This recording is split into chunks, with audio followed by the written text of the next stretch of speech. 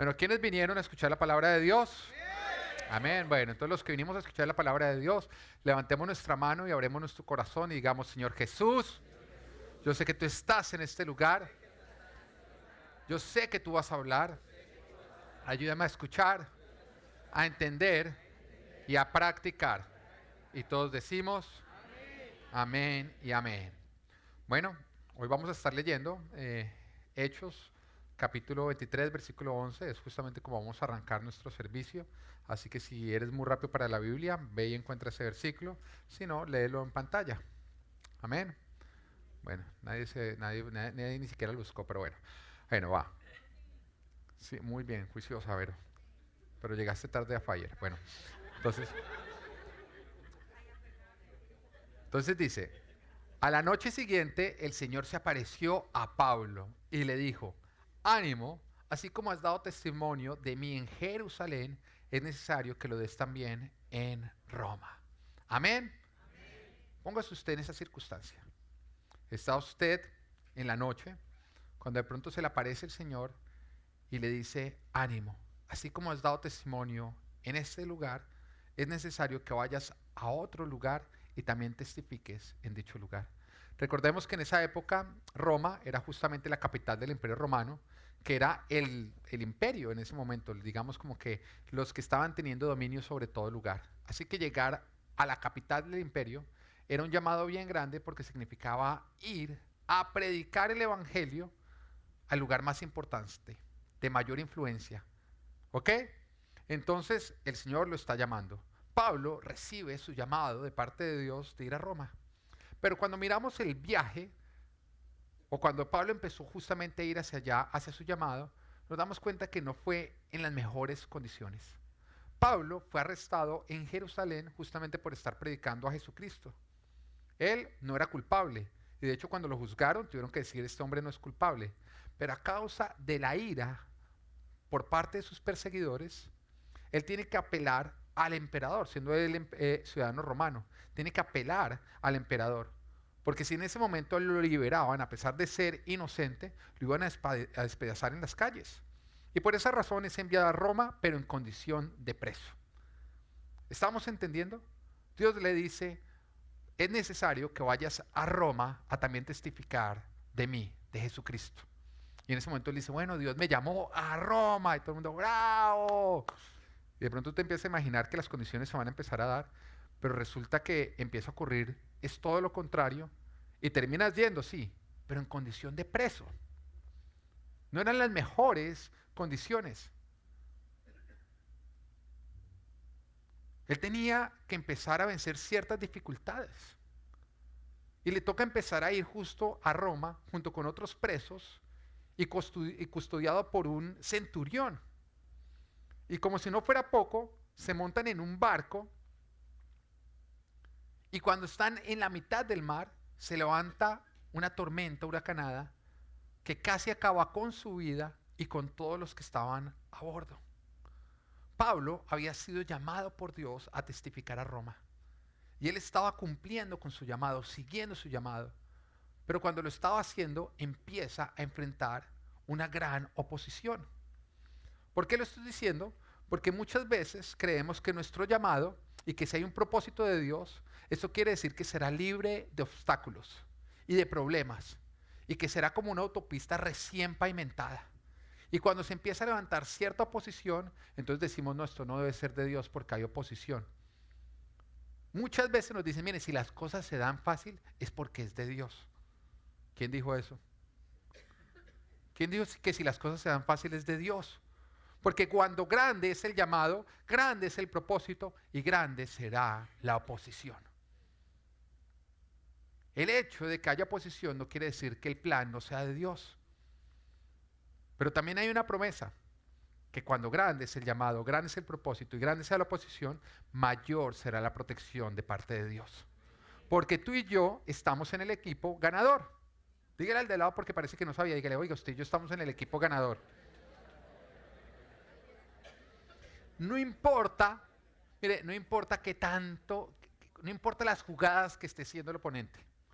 No importa que haga un dribbling tremendo, que sepa hacer chilenitas, bicicleta, no importa todas las maromas que estén ocurriendo. Usted y yo estamos en el equipo ganador. Así que no se deje deslumbrar por lo que el diablo está tratando de hacer, porque ese partido ya lo tiene completamente perdido.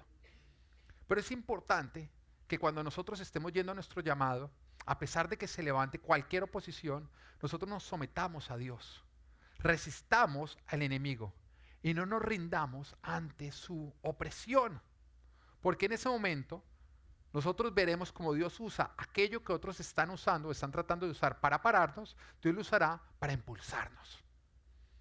Lo que el diablo está usando para tratar de pararte, Dios lo va a usar para impulsarte. A lo que me refiero es que Pablo fue justamente metido a la cárcel para tratar de evitar de que él llegara a Roma. Pero fue justamente el ser metido a la cárcel lo que lo llevó a Roma custodiado por un montón de ejército cuando nadie más le pudo hacer daño.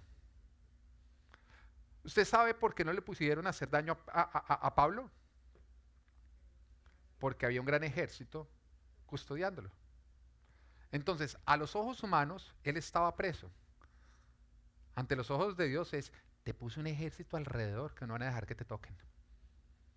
Los intentos del enemigo por hacer que Pablo no llegara a Roma fue justamente lo que provocó que él pudiera llegar a Roma. El diablo creyó que lo estaba poniendo en una situación vulnerable y peligrosa, cuando realmente lo que estaba haciendo era ponerlo en la mejor posición y ponerlo a salvo. Lo que el diablo va a tratar de usar para pararte, Dios lo va a usar para impulsarte. En el día de hoy estamos empezando una pequeña serie que le ha llamado Camino a mi destino, Camino a mi llamado. Y en el día de hoy vamos a estar viendo la primera parte de Camino a mi destino, ¿ok? Vamos a ver ciertas recomendaciones que vamos a sacar justamente de cómo Pablo fue llamado a Roma y todo su viaje a Roma, ciertas recomendaciones para que nosotros podamos vencer todo lo que se trate de levantar para tratar de desviarnos y así no dejarnos desviar del llamado que Dios nos está dando. A lo que me refiero es que si Dios te está llamando a Roma, tú tienes que llegar a Roma. Si Dios te llama a Roma, ¿sabes a dónde tienes que llegar? A Roma. Pero justamente el diablo va a tratar de evitar que tú llegues a Roma, porque ese es tu llamado. Y cuando Dios te da un llamado, es porque hay un gran propósito detrás. Tú vas a Roma con un gran propósito y no te puedes dejar desviar. Así que aprendiendo esta historia, vamos a sacar ciertos puntos. Para los que les gusta anotar, el punto número 1 es, independiente de la presión que tú estés experimentando, permanece en Dios. Esto es lo más importante que tú tienes que hacer en el caminar cristiano. Porque te recuerdo que Jesús no es un destino, es un camino que tenemos que caminar todos los días. No existe tal cosa como, ya llegué a Jesús, ya listo, ya, entonces ya me puedo echar a descansar. No, ya llegaste a Jesús, bienvenido. Jesús dijo, yo soy el camino. Y eso requiere que todos los días nosotros lo estemos caminando. Así que independiente de la presión, permanece en el camino, permanece en Dios.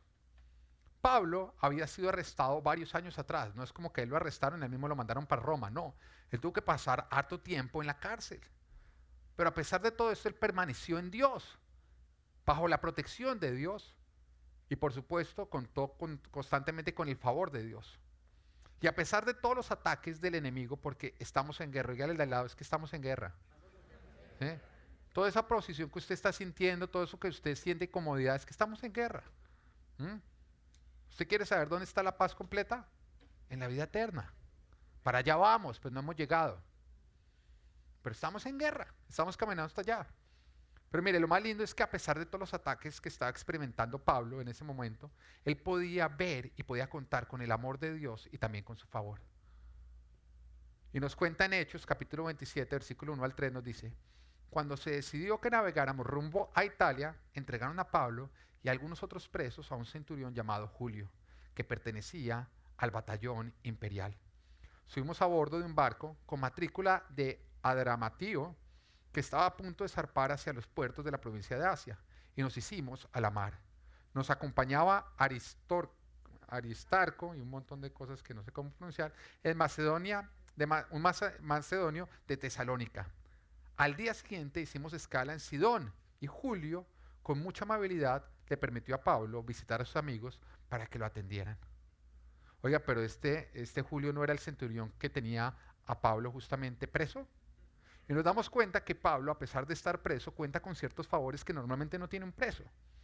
Llega a un lugar y como, bueno, nos vemos ahorita cuando vayamos a andar, voy a ir a donde mis amigos. Hágale, hágale. Ese es el favor de Dios en medio de la dificultad. ¿Pablo estaba preso? Sí. Usted puede concentrarse en que estoy preso, usted puede más bien enfocarse en el favor de Dios en medio de dicha circunstancia. Cuando mi hijo Natán nació, nosotros pues padres primerizos, y mi hijo, debido a que mi esposa le dio una fiebre, una circunstancia, lo metieron a NICU, a cuidados intensivos. Y él estuvo ahí en revisión, realmente nunca ocurrió nada malo, él estuvo ahí en revisión. Pero a mi esposa le daba muy duro que mi hijo estuviera ahí. Y estuvo ahí como 3 días. Entonces ella era como, ay no, es que cómo nos pasó esto, ¿qué pasó? Le decía, mi amor, esto es lo mejor, esto no es cuidados intensivos. No, esto lo que es una ayuda intensiva. Teníamos un montón de enfermeras que constantemente él medio lloraba, iban, le cambiaban el pañal, le enseñaron a ella bien a lactar, nos enseñaron a hacer absolutamente todas las cosas. De hecho, en la noche cuando estábamos cansados, ellos nos decían, ustedes tranquilos duerman que nosotros nos encargamos de él. Mire, cuando salimos de allá ya no están las enfermeras, una era como, ay, ¿cómo uno pudiera volver allá? No, mentira. Lo que te quiero decir es que tú puedes ver las cosas como el diablo te las quiere contar, o tú las puedes empezar a ver como Dios te las quiere mostrar. Tú puedes en este momento decir, estoy preso, o tú puedes en este momento decir, Dios puso un ejército para que me cuidara. Depende de cómo tú decidas leer la circunstancia, la situación. Acá nos damos cuenta que Pablo, a pesar de estar preso, contaba con el favor de Dios. Él no estaba preso realmente, tenía un ejército que lo estaba protegiendo. Y esto me recuerda a José, quien fue vendido por sus hermanos. José tenía 10 hermanos, bueno, más adelante creció uno, pero digamos que al principio cuando él fue vendido por sus hermanos eran 10 hermanos que le tenían celos, envidia, y que injustamente lo vendieron para que fuera esclavo, sin contarle a su padre. Y aún en medio de la esclavitud, él podía contar y ver el favor de Dios y su amor. Y su amor. El que vendió a José no fue Dios, fueron sus hermanos. Y fue injusto. Él estaba pasando por algo injusto. Y muchas veces cuando pasamos por situaciones difíciles, injustas, a causa de las malas acciones de otros, culpamos a Dios. Y hoy el Señor te dice, yo no fui el que te vendí de esclavo. Yo no fui el que fue injusto contigo.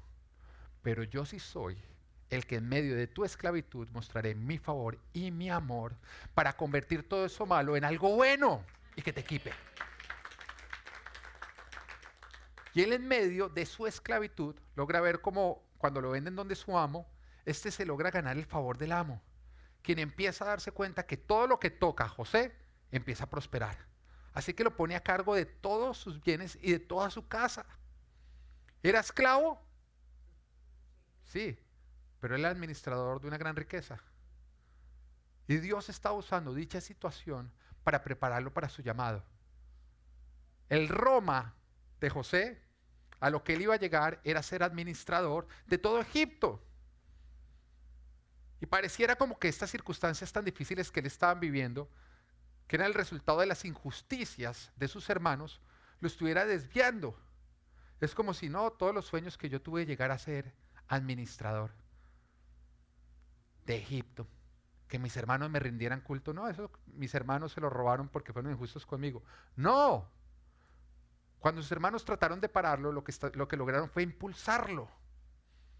Y Dios estaba usando esa situación, esa circunstancia difícil para prepararlo para cuando llegara a su llamado. Y estando ahí como administrador de esa casa, es injustamente acusado por la esposa de su amo, quien dice mentiras y dice que él trató de abusarla, y entonces lo terminan metiendo injustamente en la cárcel. Y uno ya diría, bueno, ¿qué pasó? Bueno, en la cárcel, él se ganó también el favor del carcelero. En otras palabras, siguió viendo el favor de Dios y el amor de Dios. Y el carcelero lo puso a cargo de todos los demás presos. Continuó la preparación de su llamado, porque él continuó administrando personas, administrando recursos. Y el que sabe administrar presos y liderar presos, pues creo que es un buen aprendizaje para más adelante administrar y liderar otras personas, ¿o no? Fue por lo mismo que pasó a David, ¿o no? Tuvo que empezar a liderar prófugos de la justicia. Y eso debe ser complicado. Si es complicado liderar personas juiciosas que tienen una vida temerosa de Dios y en orden, Imagínese ahora donde a usted le tocara estar a cargo de 200 presos, 200 criminales. Pero el Señor justamente Él lo estaba adiestrando para lo que iba a venir. Y al final llegó a su Roma, llegó a su destino y se convirtió en el administrador de Egipto, porque él permaneció con Dios y en Dios a pesar de la presión del diablo. Y por esa razón vio a Dios y vio cómo Dios estaba con él y cómo Dios usaba todo para bien. Algo que tú tienes que entender es que los ataques de Satanás no te pueden dañar de manera directa, porque Satanás no te puede tocar. Pero esos ataques sí son los esfuerzos de Satanás para presionarte, para que te apartes de Dios, para sacarte la protección de Dios y así sí poder dañarte y sacarte de tu propósito. Y vayamos al inicio, Adán y Eva. Lo que hace primero Satanás es tentarlos para que ellos pequen, poner presión, presionarlos, porque él sabía que si no los sacaba de la protección de Dios no los podía tocar. Así que la tentación es justamente tratar de convencerlos por medio de engaños de que ellos acepten salirse de la protección de Dios y ahí sí les puede hacer daño. Fue lo que hizo. Los tentó hasta que ellos pecaron, salieron de la protección de Dios y a partir de ese momento empezó a causarle daño a la humanidad. No importa la posición que tú estés enfrentando, esa posición no te va a poder detener si tú permaneces en Dios y no te dejas desviar. Los ataques de Satanás no están en el camino, porque ¿quién es el camino? Jesús. Están al lado del camino. Por esa razón, lo que provocan es preocupación. ¿Qué es preocupación? Ocuparte antes de tiempo, ocuparte de algo que todavía no ha ocurrido y que seguramente es irreal. Eso es preocuparte. Entonces Satanás empieza a hacerte un montón de bobadas, de monerías al lado del camino para tratar de preocuparte, para que cuando tú te preocupes, tú al recibir esa presión decidas salirte del camino y ahí sí poderte hacer daño. No te salgas del camino, porque los ataques no están en el camino, están al lado del camino. En Dios tú estás a salvo, pero si te apartas de Él, estarás vulnerable. Hace unos años atrás, cuando estaba iniciando en el ministerio, y en ese momento era un consejero de una iglesia, me llegó un caso, vivía yo en Colombia, me llegó un caso de un hombre que había crecido y vivido por mucho tiempo en zona guerrillera, en Colombia. Y los que conocen la historia de la guerrilla en Colombia saben que es un tema complicado. La guerrilla es un gran ejército. Nadie quiere tener a la guerrilla como un enemigo directo.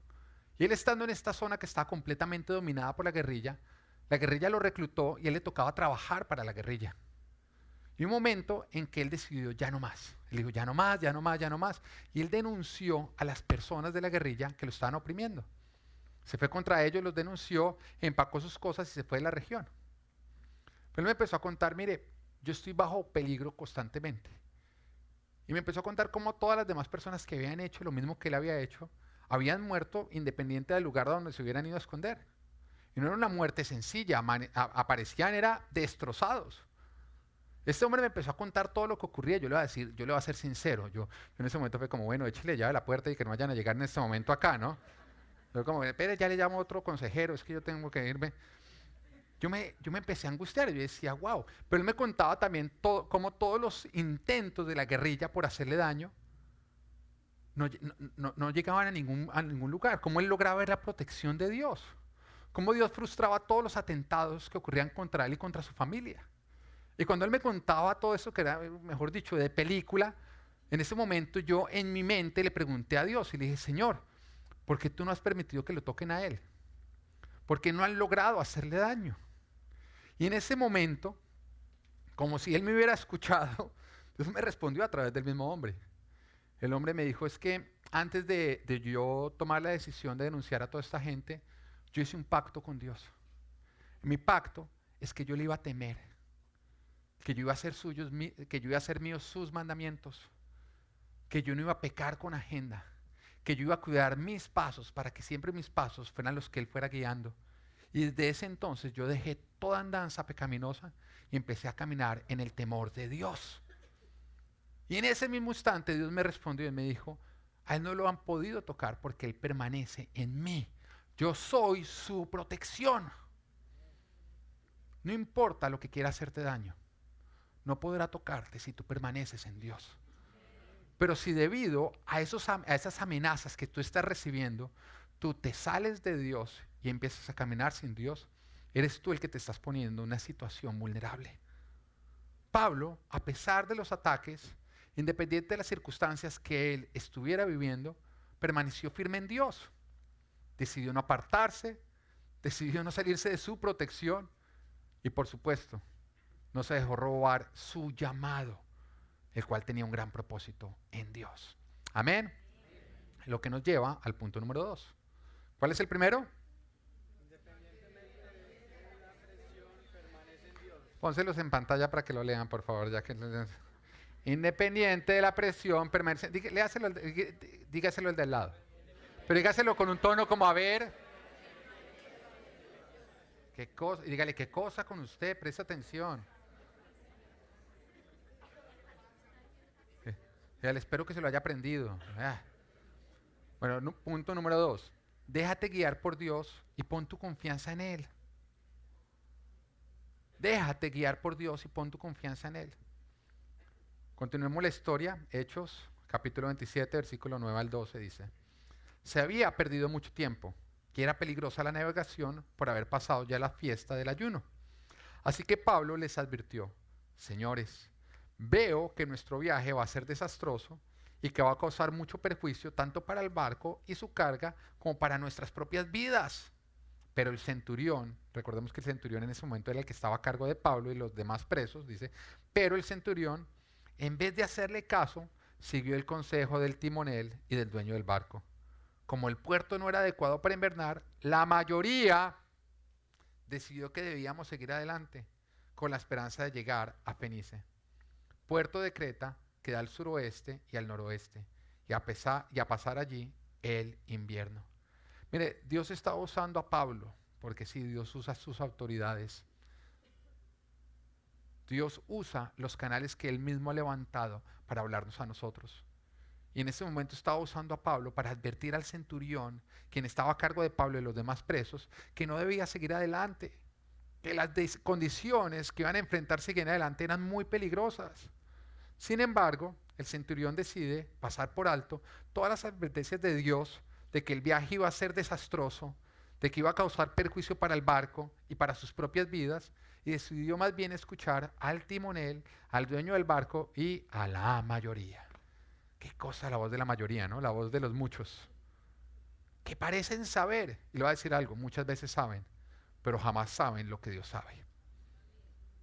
Acá no te estoy diciendo que uno no puede pedir consejos. Acá lo que te estoy diciendo es que cuando Dios habla no es necesario que otras personas hablen. Porque cuando Dios ya te ha dicho algo claro a ti, no importa lo que los expertos puedan decir. Dios ya habló. Y la voz de Dios está por encima de cualquier voz. ¿Cuántas veces, en vez de nosotros escuchar a Dios y obedecerlo, obedecer lo que nos está diciendo, lo que nos está advirtiendo, nosotros decidimos escuchar nuestra propia experiencia, la de las demás personas o la voz popular, lo que todo el mundo está haciendo? No es que todo el mundo lo hace y no pasa nada. Y por esa razón nos terminamos metiendo en situaciones que hubiéramos podido evitar. Mira, donde habla Dios, no hay opinión que valga. Porque como dice el dicho, donde manda capitán, no manda marinero. Donde manda el Señor, no manda nadie más. El hecho de que tú digas Jesús es mi Señor quiere decir que Jesús es mi máxima autoridad. Cuando Jesús habla, no importa lo que las demás personas puedan estar diciendo. Recuerda que nosotros como cristianos vivimos por fe, caminamos por fe y no por vista. Ahora, la vista es un instrumento, es un sentido que Dios nos dio, pero que jamás puede reemplazar a Dios. No te estoy diciendo que te saque los ojos porque no sirven para nada. Te estoy diciendo que a ti te dio Dios los ojos como un instrumento para ver, pero que jamás reemplaza a Dios. Porque Dios ve lo que tus ojos no ven. Así que deja de adivinar y más bien pregúntale al que sabe.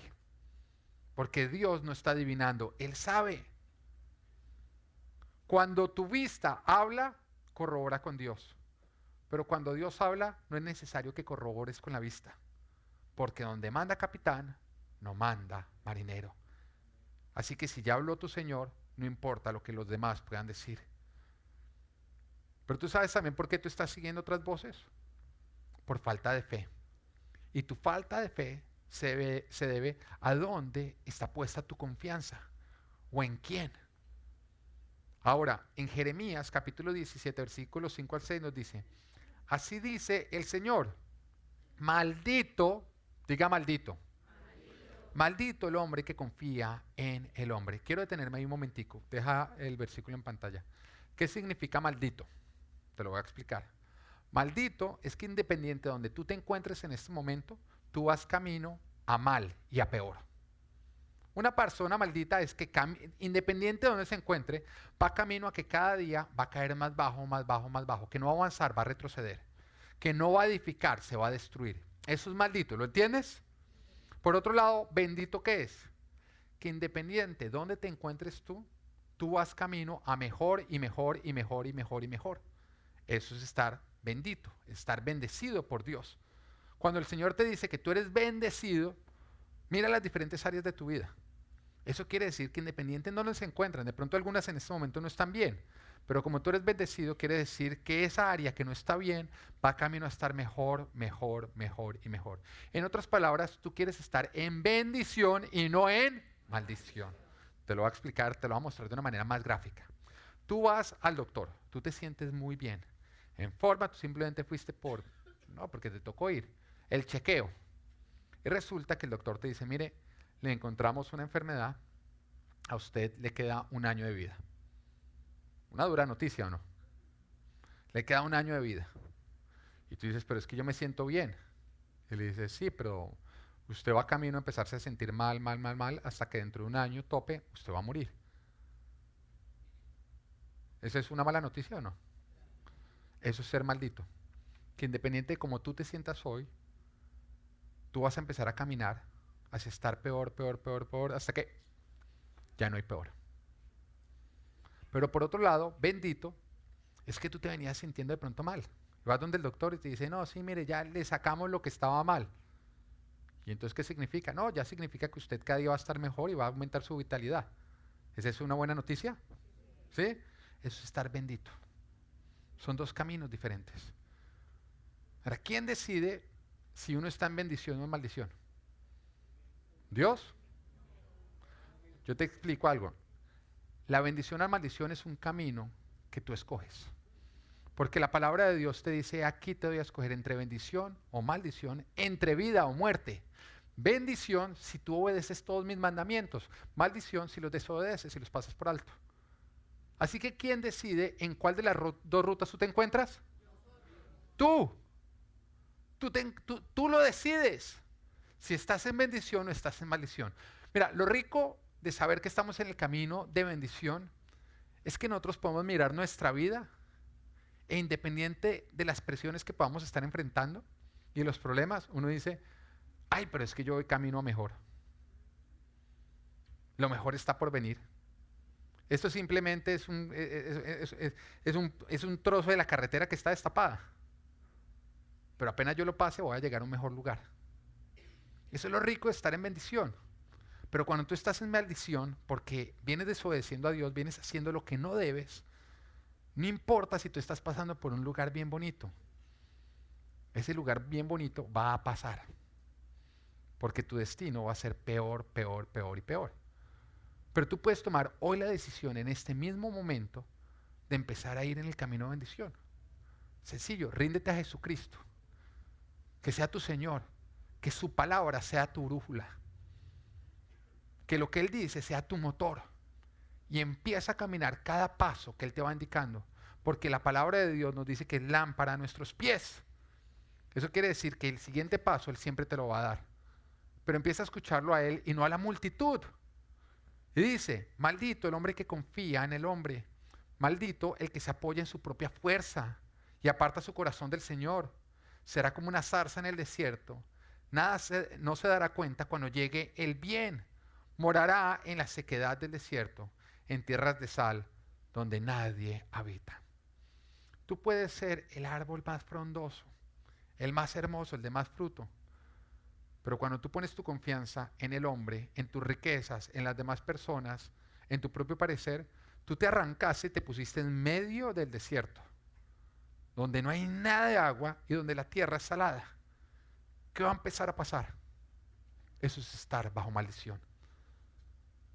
Por esa razón, nuestra confianza no puede estar en el hombre, ni en nosotros, ni en lo que muchas personas están diciendo, sino en el Señor. Porque por otro lado, el versículo o este capítulo sigue diciendo en Jeremías 17:7, dice, bendito el hombre que confía en el Señor y pone su confianza en Él. Será como un árbol plantado junto al agua que extiende sus raíces hacia la corriente, no teme que llegue el calor y sus hojas están siempre verdes. En época de sequía no se angustia y nunca deja de dar fruto. Amén. ¿Dónde estás plantado? Bendito es que lo mejor está por venir. Que tú no temes al calor, porque tus raíces están en un río seguro y por lo tanto tus hojas siempre se mantienen verdes y tú siempre das el fruto en el tiempo en que lo debes dar. Pero para eso tenemos que confiar en Dios y poner nuestra confianza en Él. La pregunta es, ¿dónde está tu confianza? ¿Dónde están tus raíces? ¿En el río, porque confías en Dios? ¿O en el desierto, porque confías en el hombre, en tu fuerza, en tu propia experiencia, en el a mí me parece? Porque tanto el que está a orillas del río como el que está en el desierto tendrá días calurosos. Pero solamente uno de esos dos será afectado por el calor, porque el otro, independiente del calor, va a permanecer bien nutrido y bien protegido. Para confiar en alguien es dejar que alguien haga algo sin temer los resultados que él obtendrá. Eso es confiar. Confiar en alguien es dejar que alguien haga algo sin nosotros estar temiendo los resultados que él va a obtener. Confiar en Dios, tu vida y todo lo que está alrededor, es dejar que Él haga lo que Él sabe hacer sin estar temiendo los resultados y lo que va a pasar. El problema no es lo que te preocupa, sino la falta de confianza que tú tienes en Dios. Es eso lo que te hace vulnerable a las decisiones que te hundirán. Si tu confianza está en Dios, no importa si te encuentras en este momento pasando por una tormenta huracanada, tú podrás alabar a Dios. Y te voy a explicar algo. Alabar a Dios después de que termina la tormenta, eso es dar gracias. Pero alabarlo durante la tormenta, eso es fe. Eso es confiar en Él. Y eso es alabanza. Esa es la verdadera adoración. Amén. Isaías, capítulo 26, versículo 3 nos dice, al de carácter firme lo guardarás en perfecta paz, porque en ti confía. Es cuestión de carácter. Confiar en Dios es cuestión de carácter. Es no ser emocional. Es decidir vivir por principios, confiado en Dios. Amén. Entonces, ¿cuál fue el primer punto? Independientemente de la presión, permanece en Dios. El número 2, déjate guiar por Dios y pon tu confianza en Él. Estoy impresionado por José. ¡Wow! Sí. Y a escribir. Y a escribir también. Bueno. Número 3. Deja el afán o te hundirás. Deje el afán o se va a hundir. Dígale al de al lado, deje el afán o se va a hundir.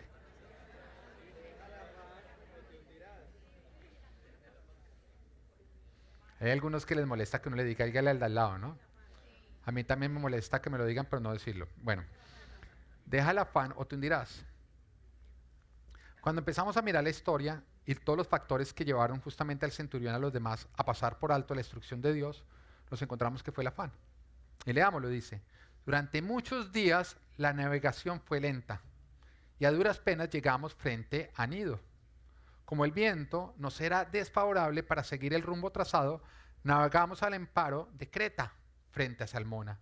Seguimos con dificultades a lo largo de la costa y llegamos a un lugar llamado Buenos Puertos, cerca de la ciudad de Lasea.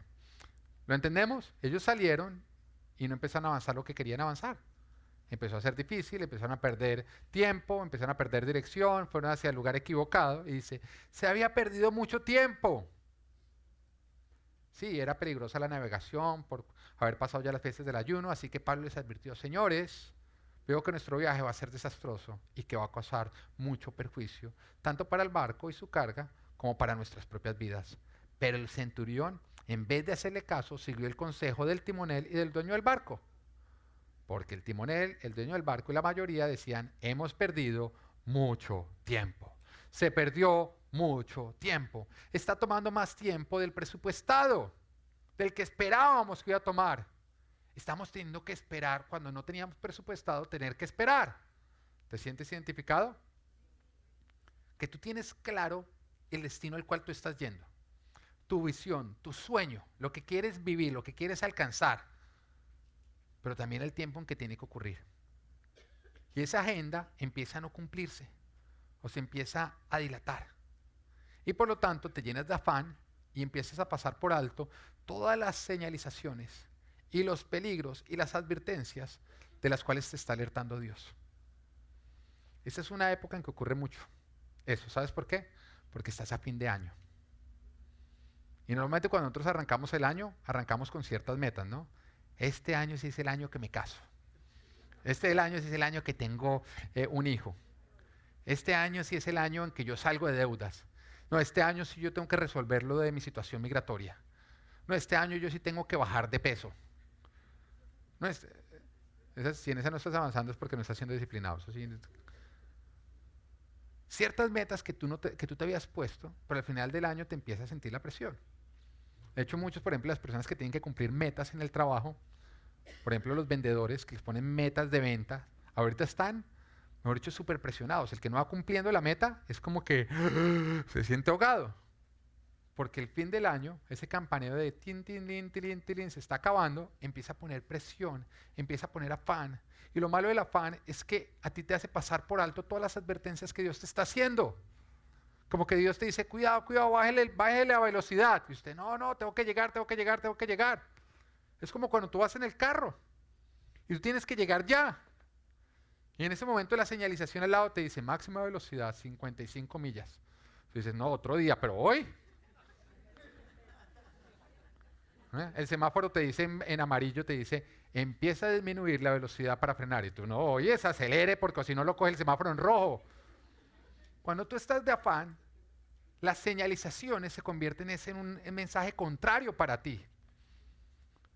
No importa lo que Dios esté diciendo, porque lo único que tú estás escuchando es métale el acelerador o no vamos a llegar. Deja el afán o te vas a terminar hundiendo. Una cosa es aprovechar el tiempo y no ser vago. Ser un buen administrador de uno mismo, ser una persona disciplinada, y otra muy distinta es ser una persona apurada y tratar de tener control de lo que tú no tienes, el control, y no estar dispuestos a ajustarnos a Dios, a su tiempo o a su agenda. Dios se tomó 7 días para terminar la creación, pudiéndolo terminar el primer día o no. ¿O usted cree que Dios planeó no lo va a hacer todo el primer día, pero no es que se dilató la cosa y me tomé 7? Dios se tomó 7 días para terminar la creación, pudiendo terminar en un solo día. ¿Por qué estás tú tratando de terminarlo todo en un solo día cuando tú sí no puedes? Si Dios se tomó 7, ¿por qué tú te quieres tomar uno solo? Eclesiastés capítulo 3, versículo 1 al 3 dice, todo tiene su momento oportuno. Hay un tiempo para todo lo que se hace bajo el cielo. Hay un tiempo para nacer y hay un tiempo para morir. Hay un tiempo para plantar y hay un tiempo para cosechar. Y la lista sigue. Si quieres, vele ese Eclesiastés 3, porque te dice el tiempo, que hay un tiempo para todo lo que se hace en la tierra. Pero esto lo que nos está enseñando es que todo tiene su tiempo y que es de sabios saber esperar y ajustarnos al tiempo oportuno. Porque tratar de hacerlo todo a la rápida y con afán es de necios. Siempre que tú haces cualquier cosa a la rápida y sin afán es de necios. Cuando tú vas al límite de velocidad, vas manejando bien y pasa un loco, mejor dicho, haciendo calzoncillos en el carro por todo lado, tú que dices, ay, qué tipo tan sabio. ¿Ah? No, tú dices, un loco, un necio. Está poniendo en riesgo su vida y la vida de las demás personas. Esa persona no es admirada. Un buen conductor es el que sabe ir a la velocidad que tiene que ir, no el que sale al afán, porque el afán es de necios, nunca es de sabios. Proverbios capítulo 21 versículo 5 dice, los planes bien pensados, pura ganancia. Los planes apresurados, puro fracaso. Te lo voy a explicar. Hay dos destinos. Pura ganancia, puro fracaso. Es una Y. A uno, a pura ganancia se llega pensando bien, tomándote tu tiempo y ajustándote al tiempo que te debes ajustar. El otro, puro fracaso, a ese se llega a toda mecha, a puro afán.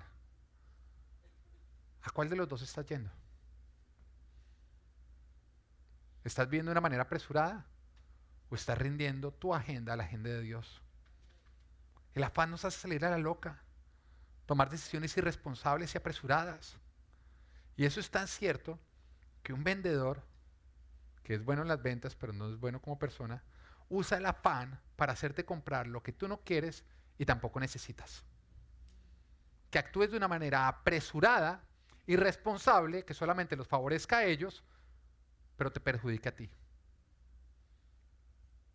¿Has buscado casa o apartamento y muestras algún interés y alguna vez te ha pasado que el realtor te dice, no, pero como que ya hay otra persona interesada que pasó una propuesta?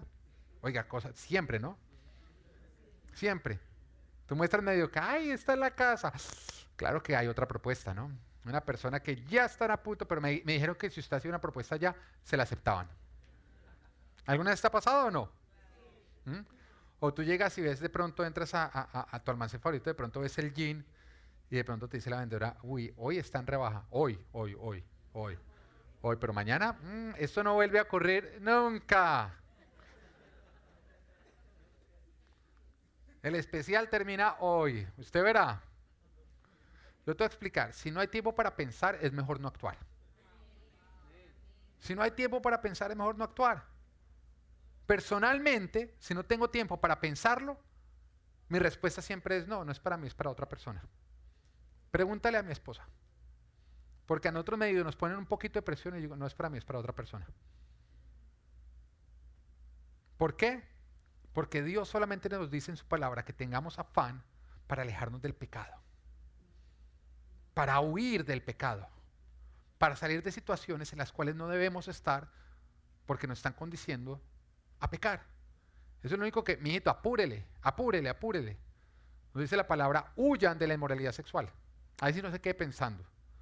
Ahí sí no se quede meditando, ¿no? Si usted está en un momento como presuroso de moralidad sexual, no, bueno, veamos pros, veamos contra, preguntémosle a la gente, toca hacer en la no, huya, no piense, huya. Pero para todo lo demás, tómese su tiempo. Tómese su tiempo. El único que le dice a las cosas apresuradas es el diablo. El diablo sí quiere que tú hagas todo apresurado porque de esa manera tú no logras pensar. Porque Dios nos dice, los planes bien pensados, pura ganancia. Y bien pensados, son bien pensados cuando te puedes tomar el tiempo de meditar, de ver los pros, de ver los contras, de pedir consejo, pero sobre todo, de orar y de esperar una respuesta de Dios. Porque no sirve esa oración microondas de, bueno, Señor, si tú quieres que no lo haga, haz una señal de aquí hasta la caja registradora. La oración de muchos, ¿no? Y después llegan a donde el esposo, no, yo compré todo eso, papi, pero es que Dios no respondió, entonces yo creí que era así.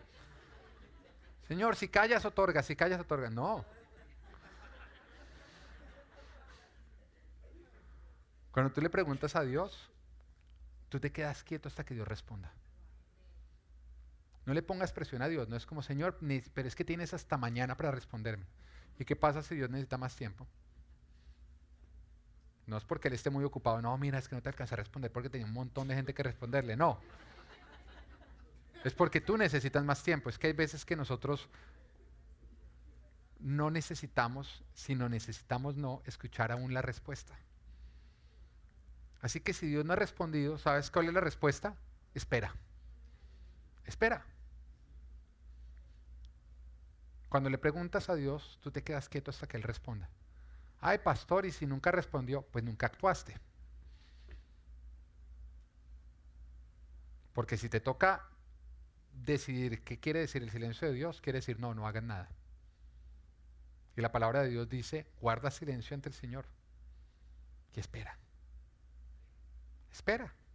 ¿Ok? ¿Estamos? Y me ha pasado, y seguramente a ti, en que hay oportunidades en que uno tiene un afán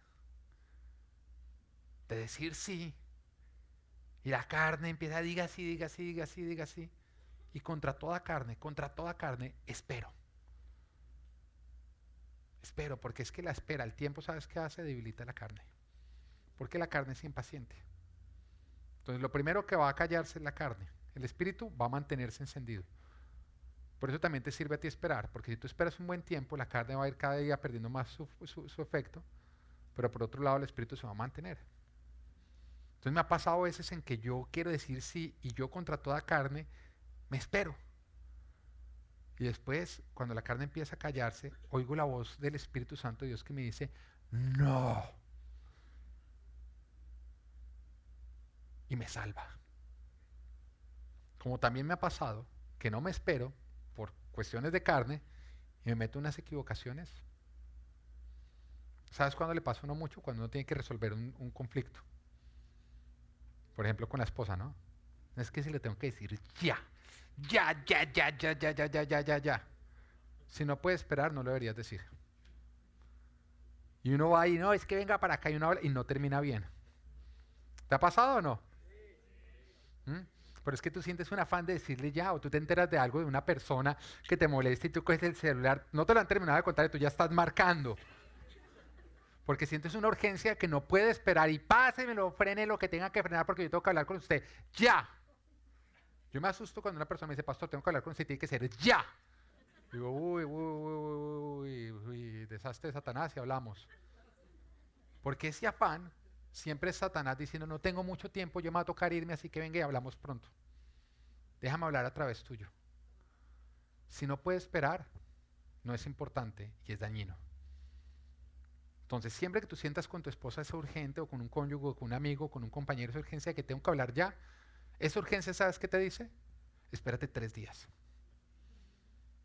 Espérate 3 días. Normalmente 3 días es el tiempo. Es el tiempo en que la carne empieza a callarse y a los 3 días tú hablas de una manera completamente diferente. Ya habla el espíritu porque la carne ya se cayó. La carne no sobrevive los 3 días. Ahora, tómate 3 días calmándote, ¿no? No alimentando la carne, ¿no? Porque hay algunos pues que callan el espíritu y le dan de comer a la carne, ¿no? Lea palabra, oiga prédicas, busque a Dios en esos 3 días. Alimente su espíritu. Y si estaba hablando la carne muy fuerte, ayune. Porque el ayuno, ¿sabe qué hace? Es poner a la carne a pasar hambre. Y se debilita. Y hay un momento en que tú le dices, carne, ¿qué opinas? Y la carne ya ni siquiera puede abrir la boca de lo debilitada que está. Entonces en ese momento el espíritu empieza a hablar. Y empieza a ser escuchado. Es que cuando la carne está muy levantada, lo que pasa es que el espíritu habla, pero la carne habla tan duro que no deja escuchar lo que el espíritu está diciendo. Porque no es que Dios no hable, lo que pasa es que tú no lo estás escuchando por el ruido. Por el ruido. Es como si tú estás en medio de un concierto y te llaman al celular y tú tratas de hablar, no oyes, ¿por qué? No es porque la persona no está hablando claro. El problema eres tú, que estás en medio de mucho ruido. Así que sé sabio y salte del ruido y vas a escuchar lo que te quieren decir. Por eso es importante el ayuno, ¿no? Para algunos no saben qué es ayuno. Lo hacemos una vez al mes acá, te invitamos a que vengas al próximo. Mira, el afán es como el licor. Te hace ver mal, te hace pensar mal y no te deja ver las consecuencias. Pero si tú dejas pasar un tiempo, su efecto se empieza a pasar y tú empiezas a ver con sobriedad. A un borracho que quiere tomar una decisión, ¿tú qué le dirías? ¿Duerma la borrachera o no? Hay una persona que está muy afanada y tomemos la decisión, dígale, tú duerma ese afán, duérmalo, duérmalo. Tome caldito para que se le pase. Actuar en afán, hacer las cosas de manera afanosa, afanada, es ahorrarte el tiempo de orar, de ver y de pensar para actuar. Y este es un lujo que tú no te puedes dar. ¿Te das cuenta por qué el diablo aprovecha tanto el afán? Porque sabe el valor de que tú te tomes el tiempo para pensar bien las cosas y no actúes en afán. Lastimosamente, ni el centurión, ni el dueño del barco, ni el timonel, ni la mayoría decidieron escuchar a Dios porque ellos más bien escogieron el afán. Y por escoger el afán no escucharon las advertencias ni las instrucciones. Ellos tenían tanto afán que cuando Pablo les hablaba, ellos eran como, sí, Pablo, sí. Porque ellos en ese instante nada más estaban atentos a escuchar algo que les dijera cómo lograrlo ya. Cómo obtener un sí. Y hay veces que tú no oyes los no. Tú nada más quieres escuchar alguna voz que te dice sí. Y cuando tú te empecinas en escuchar una respuesta, la vas a terminar escuchando. No preguntes si tú ya tienes la respuesta que tienes que recibir. Porque el diablo va a usar cualquier cosa para hacerte creer que Dios te está diciendo que sí. Lo primero que tú te tienes que hacer es de esa empecinación en hacer lo que tú tienes que hacer, lo que tú quieres hacer. Todos estos hombres terminaron en un huracán.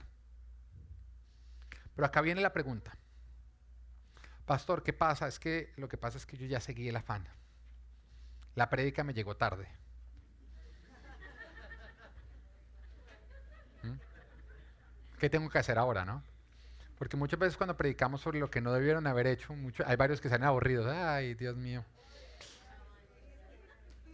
Es como cuando uno le dice no haga algo y uno lo hace y ya está viendo las consecuencias y viene, yo se lo dije, ese yo se lo dije, ¿ya para qué sirve?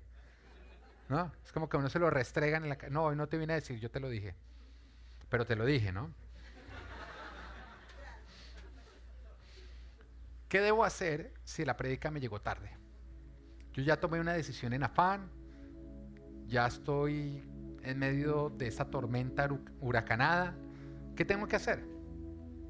Hechos, capítulo 27, versículo 21 al 26, nos sigue contando, dice, llevábamos ya mucho tiempo sin comer. Así que Pablo se puso en medio de todos y dijo, ¿será que ahora sí lo van a escuchar a Pablo o no? Al hombre de Dios, al mensajero, al profeta. Señores, debían haber seguido mi consejo. Se los dije, ¿sí vieron? Se los dije. Pero él no termina. Y no haber zarpado de Creta. Así se habrían ahorrado este perjuicio y esta pérdida. En otras palabras, él les dijo, ustedes no llegaron hasta acá siguiendo a Jesús. No llegaron hasta acá siguiendo a Jesús. Ninguno de ustedes puede decir, es que Dios nos metió en medio de esta tormenta huracanada. No, ustedes llegaron acá siguiendo al diablo, siguiendo su carne, siguiendo su afán. Ustedes llegaron acá no confiando en Dios, sino confiando en ustedes mismos. Ustedes no llegaron acá permaneciendo en Dios, sino apartándose de Dios. Pero ahora, dice, los exhorto a cobrar ánimo. Qué lindo esas palabras. En otras palabras, ya se tomaron malas decisiones, pero en este momento yo te exhorto, exhortarte es un regaño que anima. Tienes que no trata a ti de dejarte enterrado, de hacerte sentir mal, sino que te hace saber, mira, vas por el camino equivocado o hasta el momento venías por el camino equivocado, pero te animo a tomar el camino correcto. Eso es una exhortación. ¿Estamos? A ti te anima a dejar de hacer lo malo y empezar a hacer lo bueno. Dice, pero ahora los exhorto a cobrar ánimo, porque ninguno de ustedes perderá la vida, solo se perderá el barco. Acá algunos, no, el barco no. ¿Tú no escuchaste la parte anterior? Porque ninguno de ustedes perderá la vida. Quédate con esa parte. Dios te está diciendo, a ti te salvaré, pero habrá una pérdida, se perderá el barco. Anoche se me apareció un ángel del Dios, el ángel de Dios, a quien pertenezco y a quien sirvo, y me dijo, no tengas miedo, Pablo, tienes que comparecer ante el emperador, y Dios te ha concedido la vida de todos los que navegan contigo. Así que ánimo, señores, confío en Dios que sucederá tal y como se me dijo. Sin embargo, tenemos que encallar en alguna isla. Sin embargo, perderán el barco. Habrá pérdidas, porque siempre que desobedeces hay una pérdida. Pero tú lo tienes que aceptar. Pero cuando venía el último huracán, que venía acá, que se desvió, el huracán Matthew era que se llamaba, ¿sí? El gobernador de la Florida salió y dijo una frase muy sencilla, pero yo creo que muy poderosa. Y él dijo: se reconstruye una casa, pero no una vida. Exhortando y animando a las personas a que fueran y se pusieran a salvo y no que se aferraran a una casa. Porque lo que él les estaba diciendo es: viene el huracán, ¿qué hacemos? Y si se llevó la casa, no hay nada que tú puedas hacer quedándote dentro de la casa. Y una casa se reconstruye. Él les está diciendo lo mismo. En este momento el Señor ha decidido salvarles a ustedes la vida, pero lastimosamente la casa se va a perder. Pero no te preocupes, porque si tú tienes vida, significa que tú todavía puedes reconstruirla. Y eso era justamente lo que le estaba diciendo en este instante el Señor a cada uno de ellos a través de Pablo. Tus malas acciones hicieron que se perdiera este barco, pero yo te he concedido el que tú puedas volver a reconstruir el barco. Pero este se perderá, pero te he concedido que tú lo puedas volver a reconstruir. Aceptar la pérdida es aceptar que ya pasó algo y que tenemos que volver a empezar a reconstruirlo, pero con la mano de Dios y con su ayuda, la casa postrera será mejor que la inicial. No te aferres a lo que ya se perdió.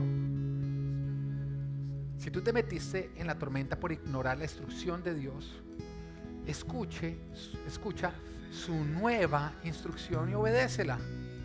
No te aferres al barco, a lo que ya se perdió. Asume las consecuencias o estas aumentarán. Aferrarte al barco es perder lo que Dios te otorgó. A partir de ese momento Dios te dice: te otorgo tu vida, pero se perdió el barco. Y aferrarte al barco es perder lo que Dios ya te otorgó, perder tu vida y el barco. Hay algunos que no quieren aceptar la pérdida de un barco y no quieren asumir las consecuencias de su desobediencia, y cuando lo hacen las multiplican por aferrarse a lo que ya se perdió, y por esa razón aumentarán lo que se perderá. Dios nos prometió a cada uno de nosotros que si nos desviábamos de su instrucción, escucharíamos su voz a nuestras espaldas indicándonos el camino de vuelta. Y lo dice en Isaías capítulo 30 versículo 21, y dice: ya sea que te desvíes a la derecha o a la izquierda, tus oídos percibirán a tus espaldas una voz que te dirá: este es el camino, síguelo. Hoy el Señor te está diciendo cuál es el camino, síguelo. Entonces profanarás tus ídolos enchapados en plata y tus imágenes revestidas de oro. Los arrojarás como cosa impura y les dirás: fuera de aquí. Hay algo que tienes que arrojar. Tú no puedes volver al nuevo camino llevándote lo que te desvió del camino. Tienes que deshacerte de lo que te desvió. Volver al camino requiere arrepentimiento. Y el verdadero arrepentimiento es aceptar la pérdida. Escucha la corrección que hoy Dios te hace. Haz los ajustes que Él te está llamando a hacer. Y no te aferres a los costos de tu desobediencia. Porque se puede reconstruir una casa, pero no una vida.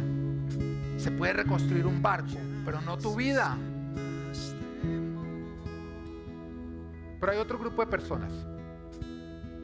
Hay algunas personas que ni siquiera han desobedecido. Ellos querían obedecer a Dios.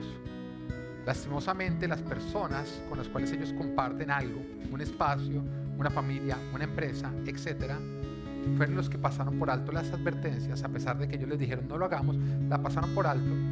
Y ellos en este caso son víctimas de una tormenta que ellos ni siquiera ocasionaron, que es justamente lo que le estaba pasando a Pablo. Pablo estaba dispuesto a obedecer a Dios y él insistió, pero no dependía de él. Y otros con los cuales él dependía y compartía, decidieron meterse en un lugar que le trajo una tormenta a él. Porque hay tormentas que ocurren por desobediencia no propia, pero sí de alguien cercano a nosotros. Pregúntale a una madre cuyo hijo está apartado de los caminos del Señor y ha escogido un camino de muerte.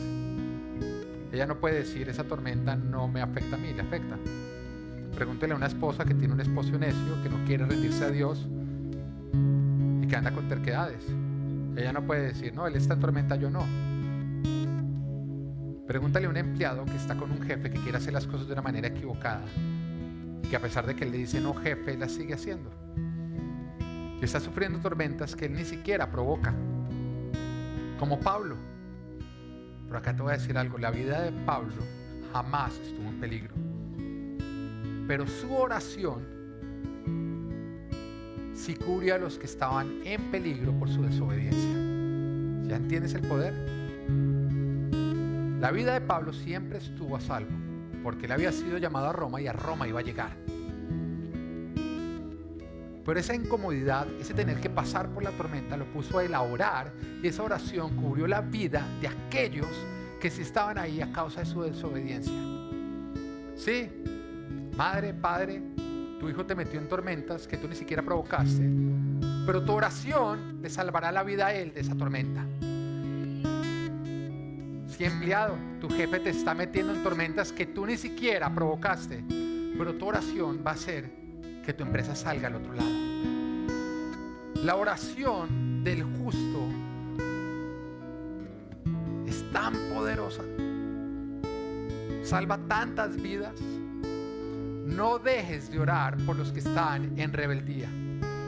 No dejes de orar por los que van por el camino del mal, porque sus malas acciones pueden meterte a ti en tormentas, pero tu vida no correrá peligro. Pero a pesar de que tú estás a salvo, tu oración en medio de la tormenta lo mantendrá él vivo. Y sí, se perderá el barco, pero su vida te la otorga el Señor. No dejes de orar. Amén. Porque vamos camino a nuestro destino y a nuestro llamado. Amén.